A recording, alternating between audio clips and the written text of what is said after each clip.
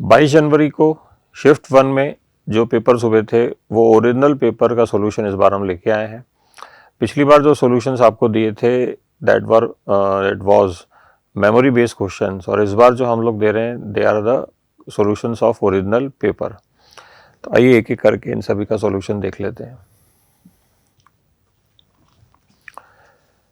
Nitro group NO2 जो group है that is a particular -M group meta directing. तो वो सबसे पहला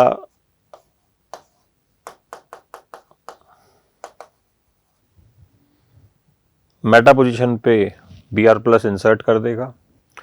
then SN/HCl is reducing agent.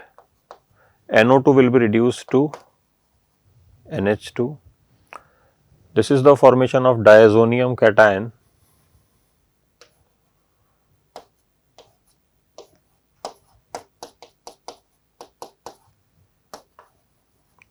और सबसे लास्ट में इथाइल अल्कोहल रिडॉक्स रिएक्शन करेगा।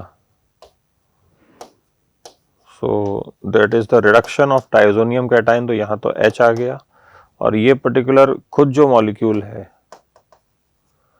ये ऑक्सीडाइज हो जाएगा। तो यहाँ पे H लग गएगा और ब्रोमीन एज इट इज रहेगा। ऐसा ऑप्शन अगर अपन सेलेक्ट करेंगे तो this seems to be the correct option. Question को टफ कैटेगरी में इसलिए डाला है क्योंकि एक ही सवाल के अंदर मल्टीपल रिएक्शंस पूछ ली हैं, bromination, reduction, then diazonium salt formation and then again redox reaction. Next जो क्वेश्चन है that is 1 mole of propyne reacts with excess of sodium. तो एक्चुअली क्या होता है, प्रोपाइन सोडियम मेटल टेस्ट देता है। ये जो हाइड्रोजन है ना, ये एसिडिक होने के कारण सोडियम मेटल से रिलीज हो जाएगा। बैलेंस करेंगे तो 1 hydrogen will be release in the form of half mole of hydrogen gas. तो ये स्टेटमेंट ट्रू हो जाता है। उसके बाद सेकेंड स्टेटमेंट सोडियम मेटल के साथ नहीं है, सेकेंड स्टेटमेंट है NaNH2 के साथ which is acting as a base. तो NH2 minus as a base इस प्रोटॉन को लेके इस बार जो गैस रिलीज करेगा वो अमोनिया है। तो दोनों में जो गैसेस लिबरेट हो रही हैं they are different.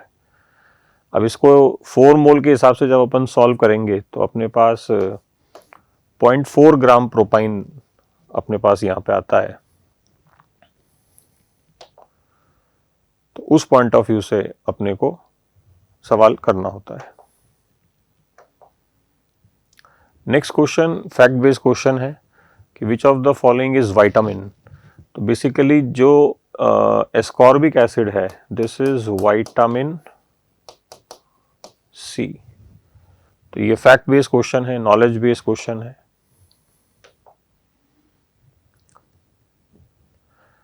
Next geometrical isomers को बहुत कॉम्प्रिहेंसिवली कवर करते हुए इन्होंने क्वेश्चन दिया है। आई थिंक ज्योमेट्रिकल आइसोमर्स की प्रॉपर्टीज काफ़ी हद तक इन्होंने इसमें चेक की है। तो प्रोपीन शोज ज्योमेट्रिकल आइसोमेरिज्म, ये गलत हो जाएगा।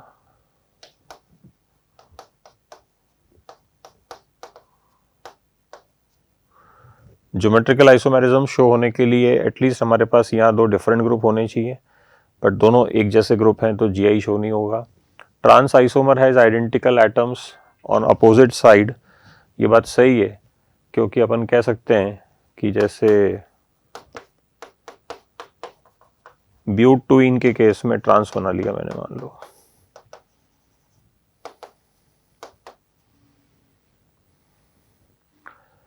तो इसमें जो आइडेंटिकल एटम्स है वो अपोजिट साइड है, of course we can observe them,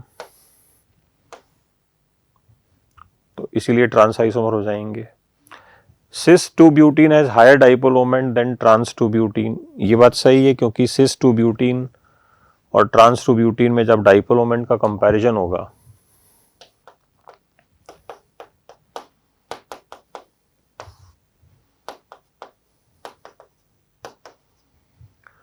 तो जब इसके डाइपोल मोमेंट के एरो फैक्टर जब अपन बनाते हैं तो यहाँ पे तो आप चेक करें डाइपोल मोमेंट के एरो वेक्टर एक दूसरे को कैंसिल कर लेंगे, जबकि इसके अंदर डाइपोल मोमेंट के एरो वेक्टर एक दूसरे को ऐड करेंगे। तो डाइपोल मोमेंट यहाँ, नेट रिजल्टेंट डाइपोल मोमेंट यहाँ ज्यादा होगा। 2-मिथाइल ब्यूटूइन शोज ज्योमेट्रिकल आइसोमेरिज्म, ये इसी पैटर्न पे गलत हो जाएगा। 2-मिथाइल ब्यूटूइन जब आप बनाएंगे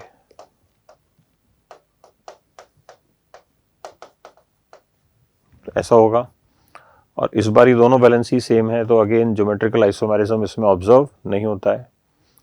trans isomer has lower melting point than cis isomer, ये बात सही है कि due to good packing efficiency,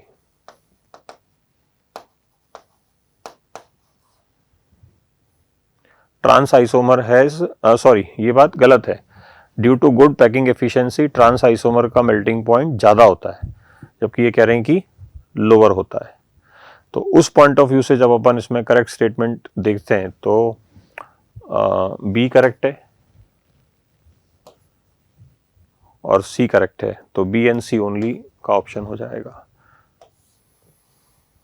melting point of trans is more than cis, ये पॉइंट ऑफ व्यू है। आई थिंक ये तो बड़ा स्ट्रेट फॉरवर्ड क्वेश्चन है कि एक हमारे पास कायरल सेंटर है और एक डबल बॉन्ड है, टोटल 4 स्टीरियो आइसोमर्स हमारे पास यहां पे एग्जिस्ट करेंगे।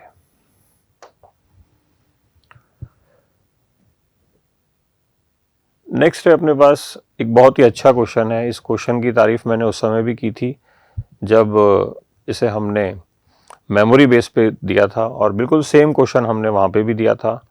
यहाँ पे ओरिजिनल क्वेश्चन आपके सामने आ चुका है, दोनों 100% मैच कर रहे हैं।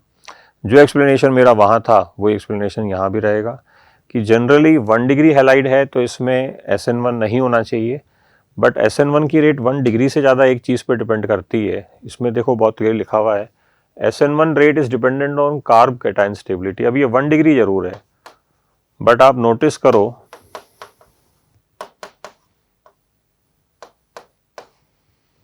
this cation is stabilized by plus M effect.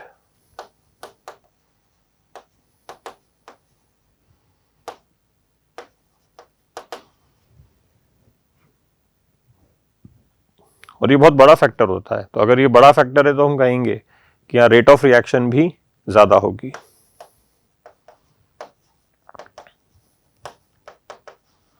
High और फास्ट रिएक्शन, तो literally a good question.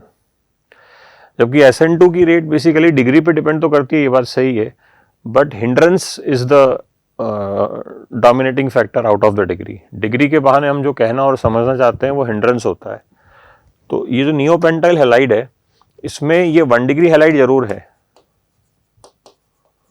But ये इस तरह का जो 1 डिग्री हैलाइड होता है ना उससे अलग है।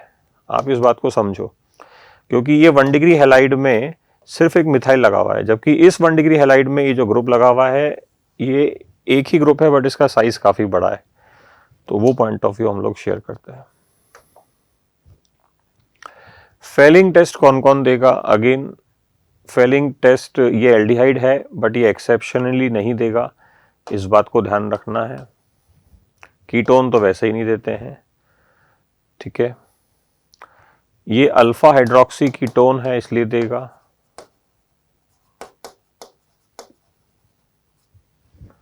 और एल्डिहाइड्स दे देंगे। इसमें देखो एरोमेटिक रिंग जरूर है, बट जो CHO ग्रुप है वो बेंजीन से जुड़ा हुआ नहीं है ना डायरेक्टली, तो इसको हम सिंपल एलिफेटिक एल्डिहाइड कैटेगरी में रखेंगे, तो ये भी दे देगा। तो if we wish to go for the correct option then CDE are the correct one, CDE are the correct one. Question का डिफिकल्टी लेवल मॉडरेट हम कह सकते हैं, बट मॉडरेट टू डिफिकल्ट हम इसको मानेंगे, क्योंकि एक ही क्वेश्चन के अंदर उसने काफ़ी सारे कंसेप्ट पूछ लिए कि फेलिंग टेस्ट में एल्डिहाइड होना चाहिए, अल्फा हाइड्रोक्सी कीटोन होना चाहिए, फिर एक्सेप्शन याद होना चाहिए। तो I think a good question.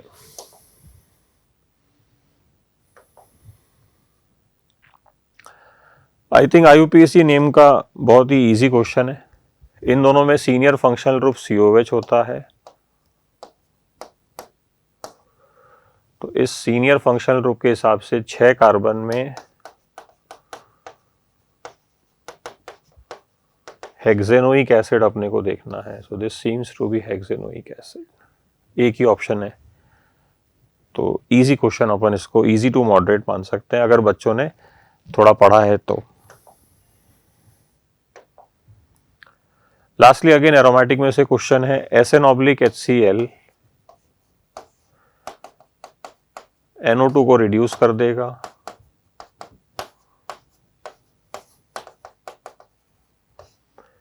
NaNO2HCl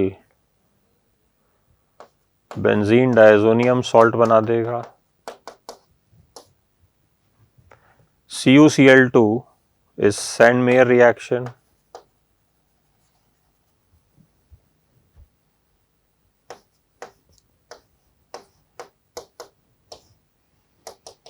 and sodium metal is nothing but Fittig reaction. तो Fittig reaction से जो प्रोडक्ट आपको बनेगा वो बाइफेनाइल है।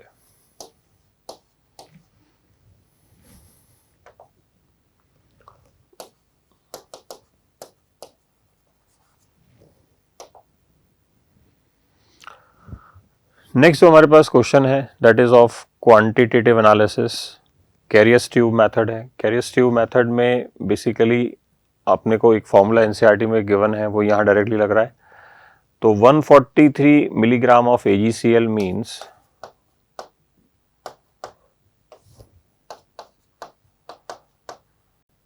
इतने मिली मोल हो जाएंगे। मिलीग्राम दिए हुए हैं तो इस 10 मिलीमोल आ जाएंगे अपने पास। अब सिंपल परसेंटेज ऑफ सिल्वर पूछ रहा है तो इनटू क्लोराइड का सिल्वर पूछ रहा है तो into 35.5 upon sample mass into 100 करना है आपको। वही चीज़ है, आप देखो मोल्स ऑफ AgCl सेम आ गए अपने पास, 10⁻³ मोल्स में कन्वर्ट करने के लिए दिया है, ठीक है। जबकि हमने जो निकाले थे वो कितने थे, 1 मिलीमोल।